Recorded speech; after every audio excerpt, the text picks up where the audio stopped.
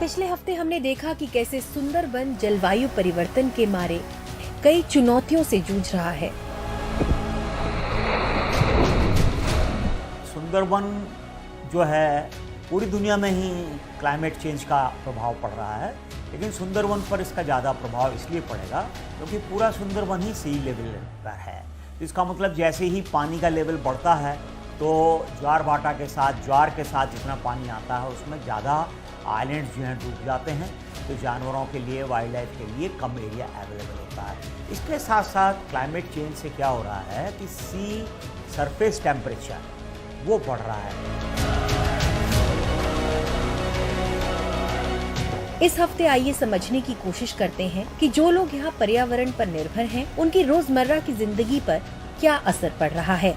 ये क्षेत्र नदियों द्वारा बने डेल्टा में है, इसलिए हमें तूफान, वर्षा और ऐसी सभी चीजें मिलती हैं। जब बाढ़ आती है तो पानी हमारे घरों को तबाह कर देता है, तो हमें उनका पुनर्निर्माण करना पड़ता है। लोग अपनी क्षमता और स्थिति के आधार पर पुनर्निर्माण करते हैं। बदलते हुए मौसम से इस विश्व धरोहर स्थल में समंदर का स्तर बढ़ा है, तूफान बढ़े हैं और पानी में ज्यादा खारापन आ गया है। इन सब से यहाँ रहने वालों का रोजगार भी प्रभावित हुआ है और सेहत भी। सुंदरबन बहुत ही अनोखी भू संरचना है। ये दुनिया की किसी और जंगल की तरह नहीं है, उनसे बिल्कुल अलग है। सुंदरबन देखकर ही जलवायु परिवर्तन के बारे में मेरी आंखें खुली। 2000 में मैं अपनी नॉवल द हंग्री टाइड का शोध कर रहा था। उस वक्त भी सुंदरबन पर जलवायु परिवर्तन का असर साफ नजर आ रहा था।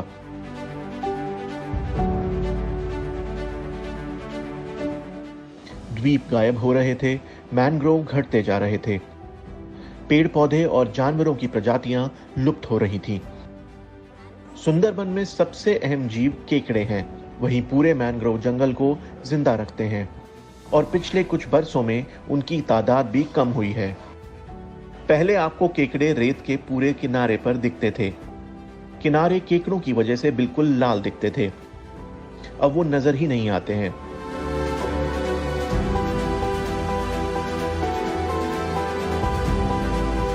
सुंदरबन से चिड़ियां इतनी ज्यादा गायब हो चुकी हैं, ये देखकर बड़ा धक्का लगता है। मछुआरों से बात कीजिए तो वो बताएंगे कि मछली पकड़ना कितना मुश्किल होता जा रहा है।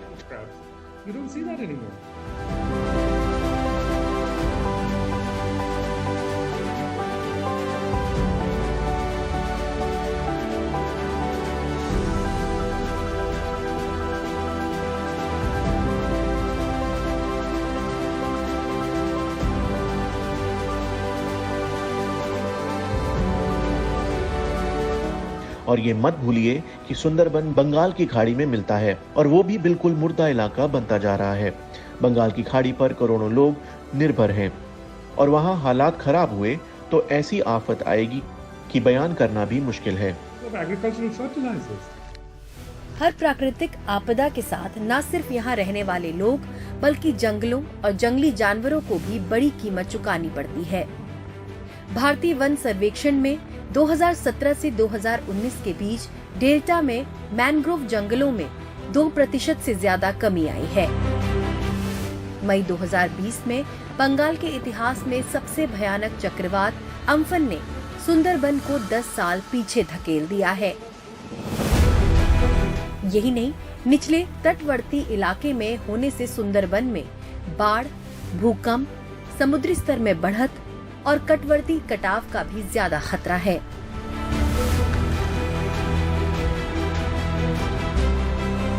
सुंदरबन के लोग अभी से हाशिए पर जी रहे हैं। चक्रवाती तूफान जैसे कुदरती हादसे जल्दी जल्दी आने लगे हैं, जिससे लोगों की परेशानियां बढ़ी हैं। डेल्टा में रहने वाले गांव वालों को रोजगार के मौके की कमी, बाघों के साथ बढ़ता टकराव और रोज आती प्राकृतिक आपदाओं से सामाजिक आर्थिक गैर बराबरी का सामना करना पड़ रहा है। मछली से होने वाली आमदनी से सुंदरबन की अर्थव्यवस्था चलती है।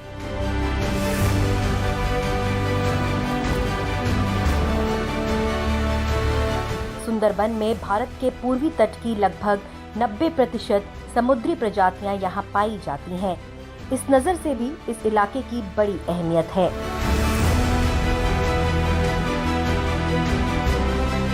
सुदर्शन सोरदार अपने परिवार के साथ सोनार गांव में रहते हैं, जो बिल्कुल डेल्टा पर है। इन पर बाघ हमला कर चुका है, किसी तरह से अपना गुजारा कर रहे हैं। इंसानी गतिविधियों और जलवायु परिवर्तन से मछलियों की तादाद और किस्मों पर असर पड़ रहा है।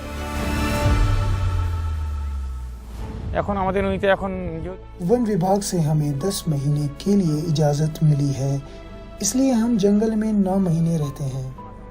बाकी 3 महीने जंगल बंद रहता है, तो सरकार की मदद से मत्स्य पालन करते हैं।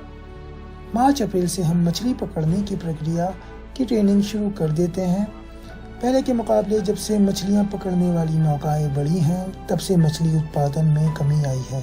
পরিমাণ যেহেতু কমেছে, কারণ হচ্ছে বহুত নৌকো জাল ফাল বেড়ে গেছে, ট্রলার পার্টি অনেক মৎস্যজীবীরা অনেক নৌকো করেছে, আগে মানে মাছের পরিমাণ অনেক কমেছে।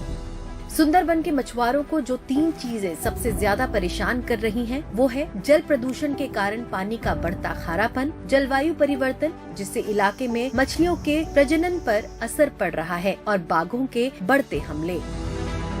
मछलियाँ और केकड़े पकड़ना और शहद इकट्ठा करना सुंदरबन के लोगों का बुनियादी रोजगार है, जिससे यहाँ के लोगों को रोजाना बाघों, मगरमच्छों और शार्क मछलियों से टकराना पड़ता है।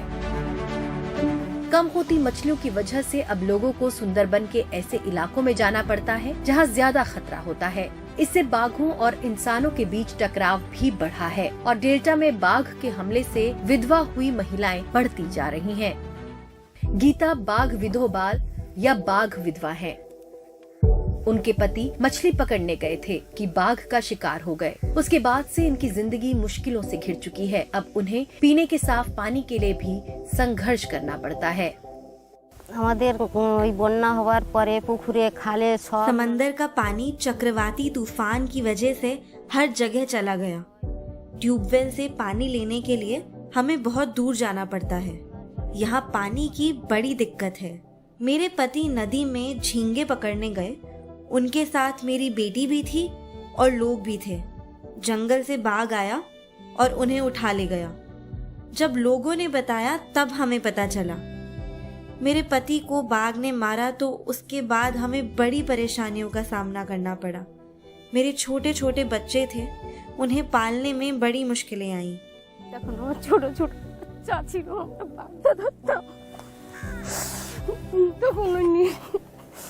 खूब कष्ट करे मानुष करे, আমরা বাচ্চা मानुष করেছি। यहाँ जिंदा रहना ही एक जद्दोजहद है। ज्यादातर लोग कमाई के वास्ते शहरों को चले जाते हैं। विश्वजीत जैसे किसान जो यहाँ टिके रहते हैं, उनका जीवन आसान नहीं है। उनकी फसलें बर्बाद हो रही हैं। सिंचाई के लिए मीठा पानी भी नहीं मिलता।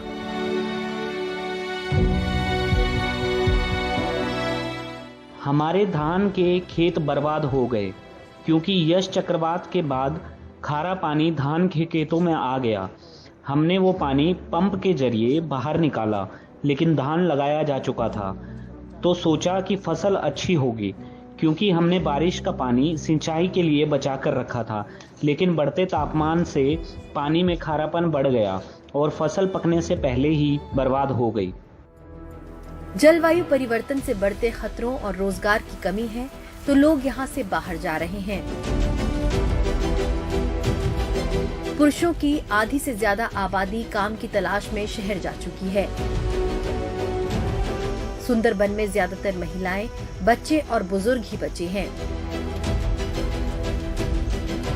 कुसाबा ब्लॉक के अमला मेथी गांव की गंगा घोष 48 साल की हैं। वो सुंदरबन में ही पैदा हुई और पली बढ़ी। उनका बेटा रोजगार की खातिर कोलकाता चला गया, लेकिन गंगा अपने पति जिन्हें कैंसर है, बहू और पोते पोतियों के साथ सुंदरबन में रहती हैं। मैं अकेली रहती हूँ क्योंकि बेटा हावड़ा में है। अगर वो यहाँ रहे तो बेरोजगार हो जाएगा। उसकी शादी हो चुकी है और 2 बच्चे हैं। उन्हें पालने पोसने के लिए उसे नौकरी चाहिए, क्योंकि आजकल बच्चों के खाने, रहने और पढ़ाई का खर्च बहुत ज्यादा है। अगर वो यहाँ रहता तो बच्चों का पालन पोषण कैसे होगा। पहले खेती से गुजारा कर लेते थे, लेकिन हर साल 1-2 बार चक्रवाती तूफान आ जाते हैं, इसलिए लोगों को बाहर काम करके ही गुजारा करना पड़ेगा। बाध्यगति বাইরে খাটাখাটনি করতে হয়। सुंदरबन के निवासियों को वैसे ही रोजमर्रा में इतनी मुश्किलों का सामना करना पड़ता है। 2020 में जब महामारी आई तो जीना और दुश्वार हो गया।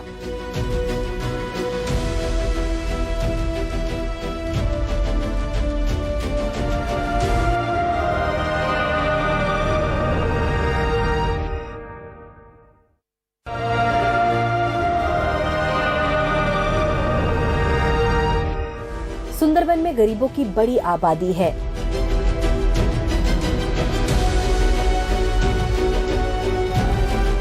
सुविधाओं, स्वास्थ्य सेवाओं, शिक्षा, परिवहन और रोजगार के अभाव में यहाँ के लोगों को अपनी बुनियादी जरूरतों के लिए संघर्ष करना पड़ता है।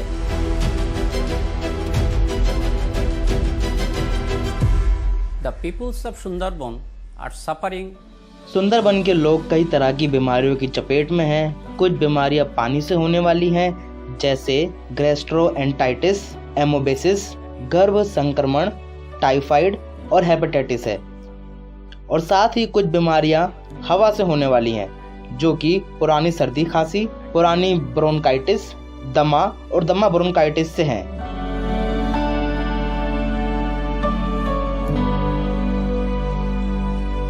साथ ही वह खारा पानी पीने की वजह से हाइपरटेंशन से गुजर रहे हैं, जिनका उन्हें पता भी नहीं है।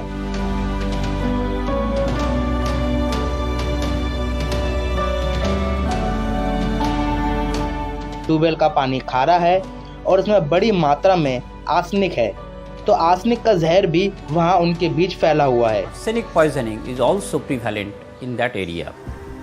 महिलाओं को मछली, केकड़े या झींगे पकड़ने के लिए कमर तक के या कभी कभी तो गर्दन तक के खारे पानी में चलना पड़ता है।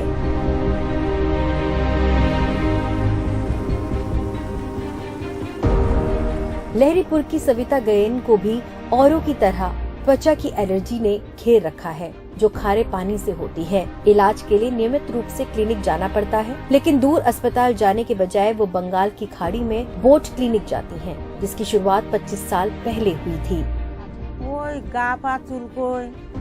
मेरे पूरे बदन में खुजली होती है, हाथ और पाँव सूज गए हैं और बहुत दर्द होता है। मच्छर के काटने से और परेशानी होती है, बहुत ज्यादा खुजली होती है और संक्रमण भी हो जाता है। इससे पहले जब हम झींगे पकड़ने के लिए नदी के किनारे जाते थे तो ऐसा नहीं होता था। पिछले 5-6 साल से हम नहीं गए थे, लेकिन अब ये त्वचा का संक्रमण फिर उभर आया है। हालांकि मैं तालाब के पानी से नहीं, नल के पानी से नहाती हूँ। हमें पास में डॉक्टर चाहिए, क्योंकि मैं इलाज के लिए बहुत दूर नहीं जा सकती। ডাক্তার আইলে একটু সুবিধা হয় আমাদের, ওষুধপত্র নীতি দূরে তো যেতে পারিনি, হাত পা ব্যথা যন্ত্রণা। एक तैरता दवाखाना 1997 से गांव वालों को राहत दे रहा है, वरना सबसे नजदीकी सरकारी अस्पताल तक जाने में 1 घंटे से ज्यादा का वक्त लगता। Boat mobile medical clinic SHIS चलाती है और ये हर हफ्ते 2000 वर्ग किलोमीटर का सफर तय करके लाखों जरूरतमंदों तक पहुंचते हैं। Health situations of the Sundarbans is not good because the duty of Sundarban में स्वास्थ्य की स्थिति ठीक नहीं है, क्योंकि सरकार का काम सुंदरबन के लोगों को सेवाएं देना है, लेकिन सेवाएं पर्याप्त नहीं हैं। ऐसे में गैर सरकारी संगठन लोगों की मांग को पूरा करने में अपनी अहम भूमिका निभा रहे हैं, लेकिन ये भी काफी नहीं है। हमें सब्र के साथ लोगों के बीच काम करने की जरूरत है और इसके लिए बहुत मदद चाहिए। डॉक्टरों को दिखाना सबसे बड़ी समस्या है, उनके लिए दूर कोलकाता में सरकारी अस्पतालों में जाना पड़ता है। इन सारी बातों को मद्देनजर रखते हुए कहना होगा कि स्वास्थ्य व्यवस्था सुधारे बिना कोई चारा नहीं है। लोगों का छिटपुट इलाज करके काम नहीं बनेगा। हमारी संस्था ने नौकाओं का इंतजाम किया है। हमारे पास 4 मोटर बोट हैं जो 30 द्वीपों तक जाती हैं। हर द्वीप में एक दिन जाना काफी नहीं है। रोजाना हम छोटी छोटी बीमारियों का इलाज या जांच कर रहे हैं या उन्हें दवाएं दे रहे हैं। हमने ये बात सरकार तक पहुंचाई और वो हमारे साथ इस पर काम करने को राजी हो गई हैं। तो हम कुछ द्वीपों पर अपनी नौकाओं से जाकर इलाज कर रहे हैं। हम 30 द्वीपों तक तो पहुंचते हैं, लेकिन बाकी के लिए और मदद चाहिए। We are, diagnosing, doing a small treatment or the tests, or we are giving them medicines.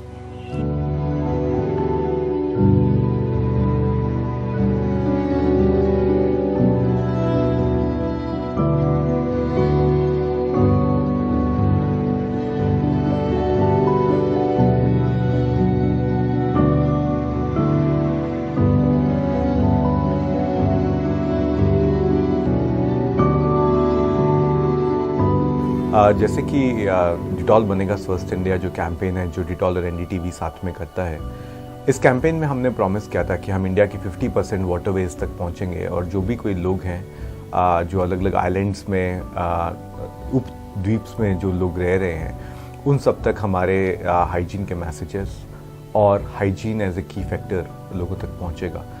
तो ये एक छोटा सा अटेम्प्ट है डिटॉल बनेगा स्वस्थ इंडिया की तरफ से। दूसरे कॉर्पोरेट्स को भी इसमें सहभागी होना चाहिए। ये भारत को जो है ये आयुष्मान भारत की तरफ लेके जाता है और सबका साथ सबका विकास तभी होगा जब सबका प्रयास होगा, और प्रयास जो है वो तत्पर होना चाहिए।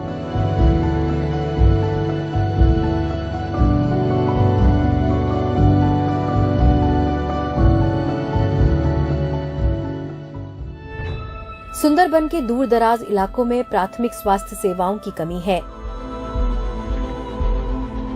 आंगनवाड़ी आशा कर्मियों और नर्सों का सुंदरबन में बड़ा अहम योगदान है।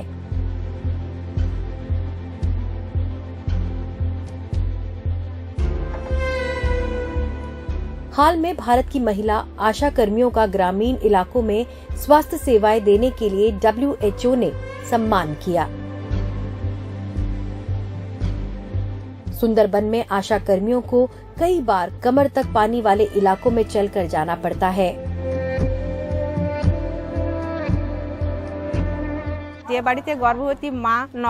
जिस घर में गर्भवती महिला या नवजात होता है, वहाँ हमें हफ्ते में एक बार जाना पड़ता है। गर्भवती महिलाओं को बच्चे के जन्म के लिए अस्पताल में ले जाने में सबसे ज्यादा दिक्कतें आती हैं। हमारे इलाके में कोई मेडिकल सुविधाएं नहीं है। 2 इलाकों के लिए एक एम्बुलेंस है।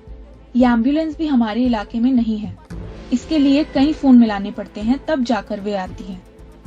लॉकडाउन के बाद दिन रात काम करके हमने ये नहीं होने दिया कि किसी का बच्चा घर में हो। जैसे भी हुआ हम उन्हें अस्पताल ले गए। कोरोना महामारी के बाद हमारी मुश्किलें और बढ़ गई हैं। टीका लगाने के लिए हमें हर घर में जाना पड़ता है। বাড়ি আমরা বারবার হেঁটে প্রত্যেকটা মানুষের ভ্যাকসিন আমাদের এলাকায় কমপ্লিট করেছি। सुंदरबन में रहने वाले 45 लाख लोगों की जिंदगियां उनके इर्द गिर्द फैले जंगलों से जुड़ी हुई हैं। लोगों का रोजगार जंगलों और समंदर पर टिका है और ये बेहद मजबूत नाता है।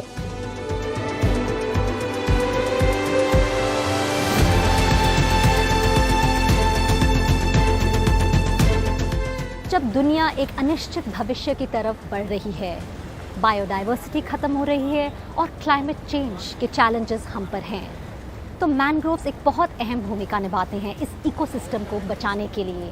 सुंदरबंस में करीब 5 मिलियन लोग हैं। मैनग्रोव्स उनको कई सालों से बचा रहा है, उनकी मदद कर रहा है, और कोलकाता में भी जो ये बाढ़ और आंधियों को बचा रहा है। लेकिन अब इस इकोसिस्टम को हमारी ज़रूरत है सर्वाइवल और सस्टेनेंस के लिए, ताकि आगे ये इकोसिस्टम हमारे आने वाली पीढ़ियों को बचा सके।